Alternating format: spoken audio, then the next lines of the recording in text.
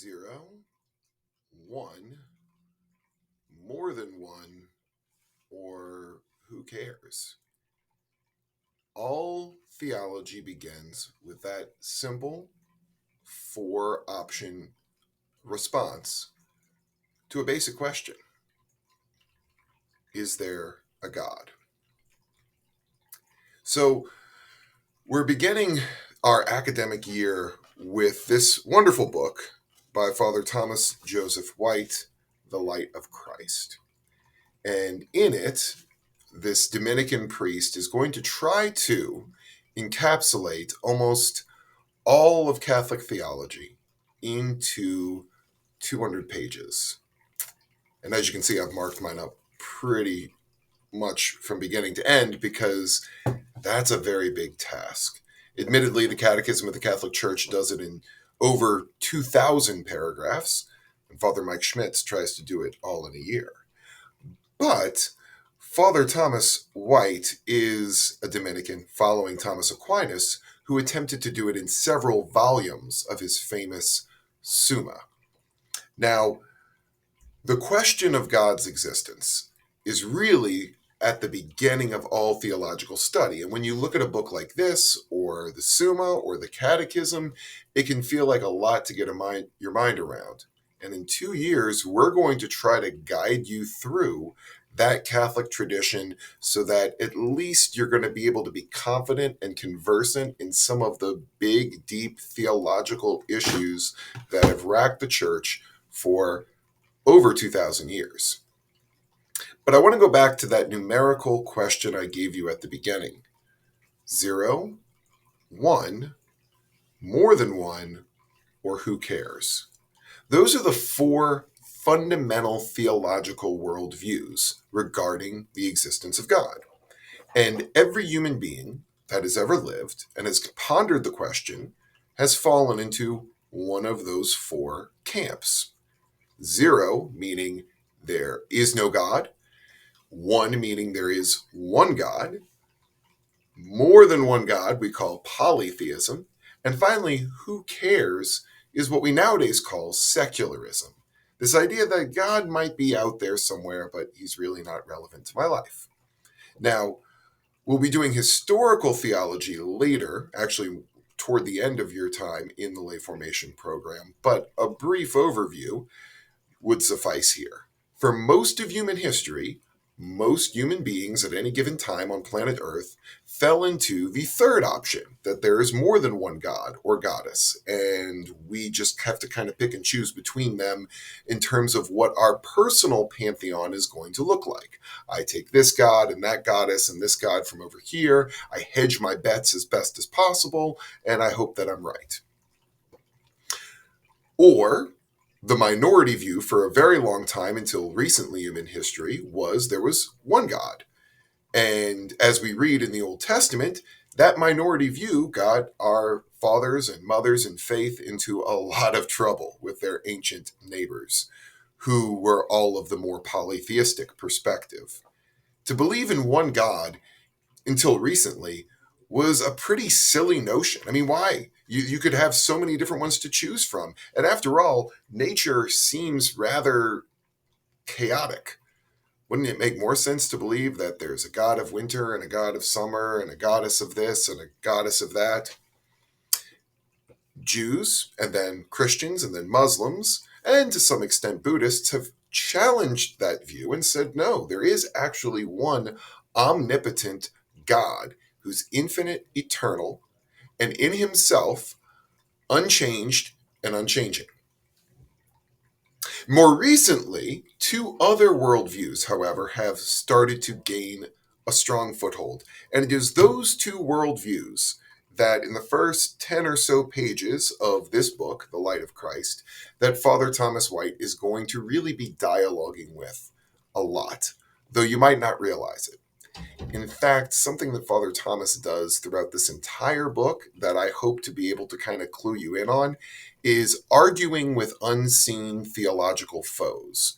He's constantly trying to pull in what we hear in our surrounding culture and dialogue with it, But sometimes he doesn't take the time to fully explain who he is dialoguing with and why. That's why for the first couple of weeks of this course, I'm going to only give you 10 to 15 pages at a time to read, because I hope to take this time to kind of help you understand, what is Father Thomas talking about? What is he getting at? And I'll do my best to try to break it down. In the first 10 pages, Father Thomas is confronting the sort of other two options in that initial schema. Those who say there is no God, zero God or goddess, and the others who say, who cares? Those have become, within the last 50 or 60 years, the most prevalent, if not most numerically superior voices in Western culture, and indeed in the prevailing worldview of our species.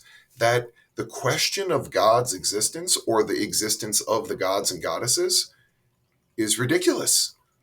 Either there are no gods or goddesses, or why does it matter? I just want to make some money.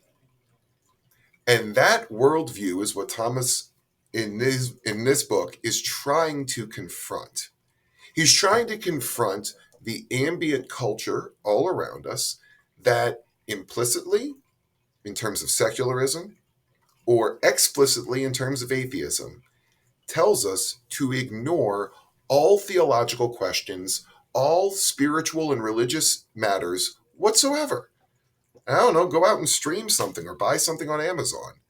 That's what the prevailing culture tries to tell us is the real answer. And in these first 10 pages, Father Thomas is trying to confront us with why, as theologians, whether officially and academic or whether unofficially and in the pews, we can honestly accept that as a real answer. Now, I want to quote at length from something he says in the intro, because for a Dominican like Father Thomas White, you can't just settle for the zero or the whatever. The question is too big to simply take that at face value. Here's what he says. This is on page 4. Our quest for God must be both judicious and risk-taking, meditative and ready to abandon, for all the opportunity to see God himself from within, if only through a glass darkly. Questions of faith require critical reflection. It is a foolish, convenient, and ill-informed conceit of the modern secular world that religious faith is based on a childish, credulous mentality. I'm going to stop right there to kind of get at what he's getting at. In other words, when society bombards us with this message that why talk about God at all? Shouldn't you just go golfing or something? We have to respond with not just a mature faith, but a mature reason. We have to say, no, if God exists, and if he truly is the one true God of the Judeo-Christian and Islamic tradition, then there is no question of greater importance that I could apply both my faith and my mind to. Father Thomas goes on. The critical apparatus of Western intellectual life, first developed in order to guide faith's affirmation with care, guarding against idolatry, against anthropomorphic projection onto God of human values, against simple-minded literalisms, and against a zealous mentality quick to turn the sword to defend the truths of faith. Now, what Father Thomas is trying to address is the fact that many of the people who are in the zero or category have reacted negatively to all of those things that he just listed. That some of us have turned faith into idolatry. In other words, we not just make God into a statue, but turn our religion into something that is to be worshipped in and of itself. Think of the scribes and the Pharisees and the Sadducees in our gospel story, who end up crucifying the real God because they're so committed to defending their own conceptualization of God. Their own idea of God has become an idol. Or what about the anthropomorphic projection onto God of human values? This is when we always try to turn God into our own image instead of seeing ourselves as the image of God. It was the famous cynical philosopher of the Enlightenment who said that God made us in his image and we've simply returned the favor. So what happens when we turn God into not just a figurative bearded old man in the sky, but a God that fits with our political, our social, our personal values, instead of the real and living God who refuses to fit into our own categories? Well, when any of those things happen, or worst of all, when we become so committed to our own idea of God that, as Father puts it, we try to defend the truths of the faith with the sword, then, like Peter in the Garden of Gethsemane, we end up cutting off people's ears instead of really being able to aim for the head or the heart. Theology is meant to purify a sort of blind fideism that would otherwise push people away from the truth and into the there's no God or the I don't care camp.